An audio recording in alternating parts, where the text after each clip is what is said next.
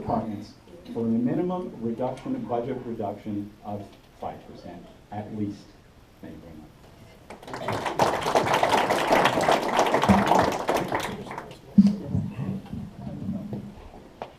Okay, I have several thoughts on this question. I believe that city services actually should have quality controls and checks and balances every time you put out a big major contract. It seems that all of these approvals seem to be heavily pushed by staff. And that is the danger when city council is not conversant how the city operates and how it delivers its services. You know, if you don't know nothing, you really can't put those kind of questions properly. My example is that I run an agency with over 220 staff, but I need to know how my entire operations is so that I can do the things I have to do for efficiencies and effectiveness. That's the same. I think every counselor should have a really good training, orientation and training, educate them on what is the city supposed to be doing, the supports and services it delivers, because only if you know, then you'll be able to ask the major questions. Major projects needs to be run through council and not just on the intelligence of the staff putting it forward. There has to be a discussion and also communication with the community whether this is actually a priority with us. So checks and balances, quality controls, like why are we doing the potholes repeatedly the same thing, the same way for the last 2 decades? Those are the quality controls. And I tell you, I've watched them. It takes 3 people to fix a pothole that lasts for 3 months. That is poor quality. Second is actually the bus tickets. There shouldn't be that fiasco where right now, because of secrecy, we don't even know what happened because of this 1.5 million that we lost to a private contractor. So there's just no accountability. They just do whatever they want, and everything has to be shrouded in secrets, and you have to go to apply for freedom of information before you can get any information. Thank you. Thank you, Mila, and candidates. Oh, here come your questions. Well done. I was ready to assign some of you a little job. So we're on to question number 3 now. And let's, what do you say? Let's localize things a little bit here. Let's bring it right into your backyard. What is the most important issue you see in your ward? What is the most important issue you see in your ward? Fern? Admittedly, that's a tough question because every issue could be viewed as the most important issue. But if we localize things and look at what has the largest impact, I think the health of our watershed, Lake Ramsey and Lake Nepawin, have to rank up there if you're a representative of this ward. And the reason I say that is because the importance of Ramsey Lake stretches far beyond the ward boundaries. There's 60,000 plus people that rely on that lake for their drinking water.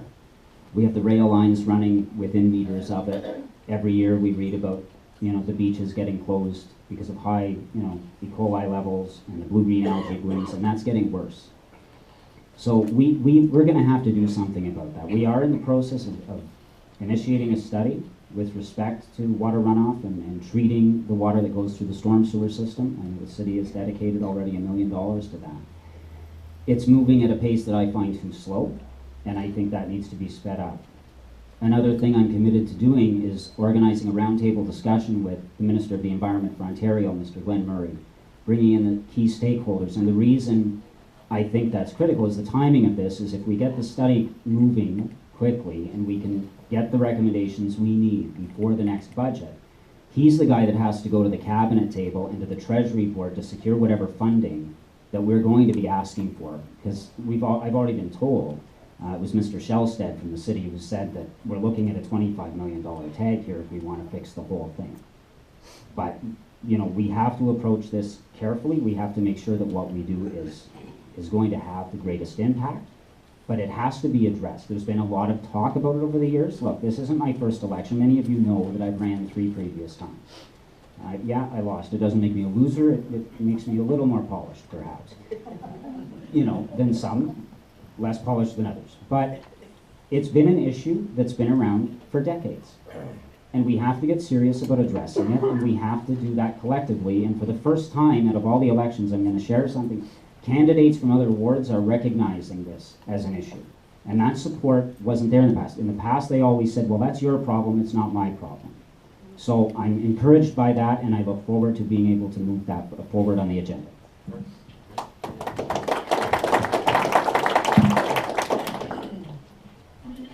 Thanks, Vern. I think we're on the same page on this one. I think just about every issue in Ward 10 comes down to one thing, and that's the environment. Because if we don't have a clean, healthy environment in which to live, then we have nothing at all. And the most important part of our environment in Ward 10 is our lakes, Lake Ramsey and Lake Nepewan. Most of our drinking water comes in our ward comes from Lake Ramsey, and we have to take steps to protect our lakes and our wetlands and our waterways in this ward. The most crucial part of protecting the lakes is to prevent stormwater runoff from going into the lake system. The runoff contains pollutants, contaminants, salts, and phosphates that go directly into the lake at a warmer temperature than the lake water, creates blue-green algae blooms, and ruins the lake for swimming and for drinking. So we have to protect our water supply. So the first thing we have to do is to complete that watershed survey as quickly as possible. Then we have to take other positive steps to improve the water quality, such as mandatory inspections of septic and field beds that are located near the lakes. And we have to have natural filtration systems, stormwater runoff going into the lake through things like rain gardens, catch basins, and permeable asphalt. Thank you.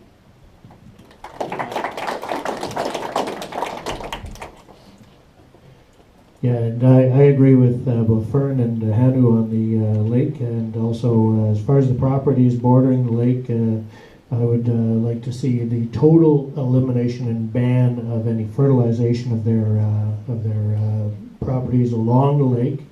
Have proper wild buffers put in along the property at the lake shore.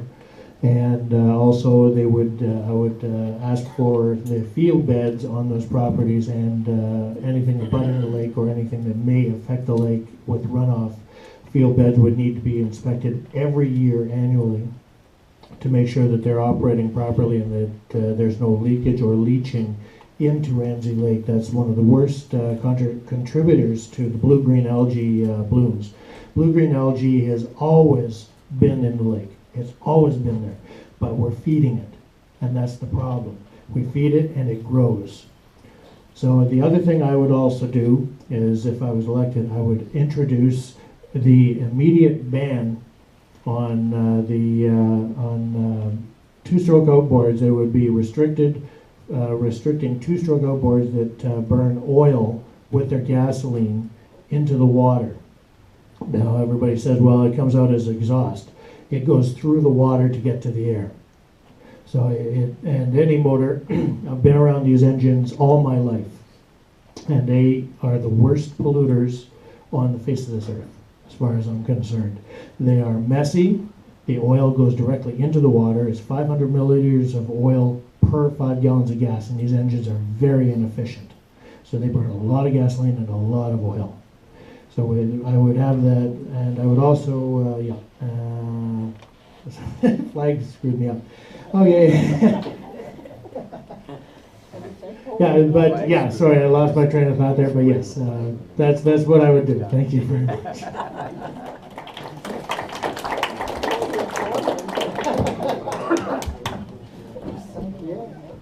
When I was in lead production management at one of the major car companies, problem sourcing training asked me to ask the questions why. And once you ask the question why 7 times, you usually get to the reason why things are failing. Sometimes you ask 5, sometimes you ask 9. But let's ask why. Why don't we have enough money to fix the lakes? Why don't we have enough money to apply a better oil and grit separators for water runoff into the lakes? Why don't we have enough money for storm scepters? Why is our tax going up 12.4% over the next 3 years? So let's ask the reasons why. And the biggest issue in this ward is the same issue that is the issue for the entire community as a whole. It's the infrastructure deficit. So right now, our infrastructure is crumbling. We have leaking pipes under the ground. We have a roadway infrastructure which is crumbling. We have sewer infrastructure which is crumbling. And all of that is priced out with a price tag that we have to buy and maintain. The price tag is today, does anybody know? $800 million is a conservative estimate. And I've had one economist tell me, John, it's more like $1.4 billion. So we have a bill for $1.4 billion, and we have a budget of $500 million.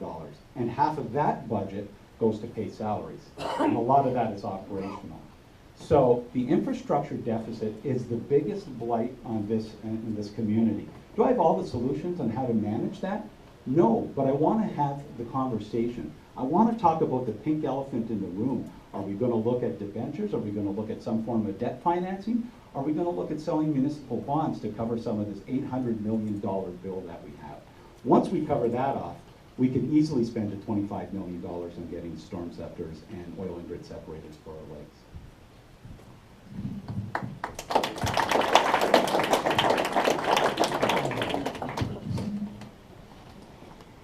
Well, number one priority, because I live behind the Algoma Hospital. So the issues there is, number one is it's being underserviced by the city. We seldom, I'm sure a lot of you, smaller roads from the main road, we're not even plowed, okay? It's underserviced by, for the amount of taxes they get from Ward 10. Ward 10 is the highest collector of property tax, just so you know. You are the highest contributor to the property tax part of the city.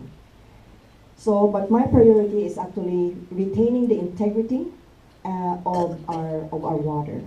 I started my work in 1992. My term was 91-94. I started my work on the renewal and beautification of Bell Park, and you can see in your back page, I did that during my term. And all the beaches were cleaned. The relocation of a private aviation business was also removed from there.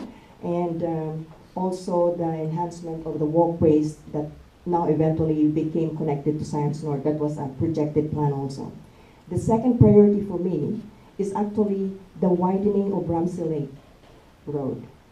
That road, when it was built, did not take in the capacity of how we're serving the university now, which has grown, how we now have St. Joseph's Villa population and people going back and forth, and the subdivisions that have gone in there. So the current state and the width of Ramsey Lake Road did not take into consideration the current growth that it had. I would actually propose to widen that road, because I tell you, if we have a disaster, that's the only way in and out. Thank you.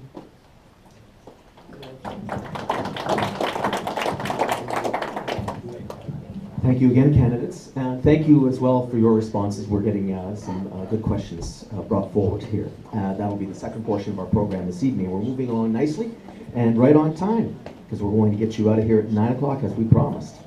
Now, we're on to question number 4, and obviously each of you at some point in your last few responses has alluded to the efficient and prudent use of our tax dollars, so here's the biggie for you right now. Given the proposed budget of a 4.9% increase in the coming year, what actions would you suggest be taken? So once again, for the benefit of us here, given the proposed budget of a 4.9% increase in taxes in the coming year, what actions would you suggest be taken? Vern? Well, first of all, I know that we've all read about the 4.9% proposed increase in taxes. I don't think that's even close to the real number that it's gonna be. They always scare us with that big number, and then they pretend to slay the dragon through a series of budget meetings, and then they congratulate themselves for coming in at 3.2 and say, oh gosh, shouldn't you be happy that we brought it down to 3.2 from that mythical 4.9 or 5, and this isn't the first year they've done it. It's a pattern that we've seen almost every year. Right now, we have a budget that is staff controlled, it's staff driven, it is staff's budget, it's not council's budget. They present the budget based on what they spent last year, plus their wish list, plus inflation, plus. And there's very rarely an opportunity to eat that elephant one bite at a time, which is the only way you can eat an elephant, and break it down into its components and break it down department by department. And evaluate whether we're getting real value for money, and ask them, what did you spend last year? If you spent $3 million last year, you're asking for $5 million this year, where's that other $2 million going? It's up to these managers to justify it. It's not up to the council to justify it. These people get paid a lot of money. I'm happy to pay them a lot of money if we get results for that money. We have to go to these managers and make them accountable for their budgets and say to them, find savings, find efficiencies. If you can't do it, I'm sure there's managers out there that we can hire that will. And, you know, that may seem stark, but it's done in the private sector. It's done at every other level of government. You know, the bureaucrats don't get to set their own budgets. They have to live within their means. And it's not a bottomless pit that we can just keep going back to the taxpayer, so that's okay. And I've been in meetings where I've heard people use terminology, like, it's only an extra $1 million. Only, and I'll never forget the first time I heard that, I was flabbergasted, you know? And that's the mentality, unfortunately, that we see. So we have to tackle that budget process in order to start getting it under control. Thank you.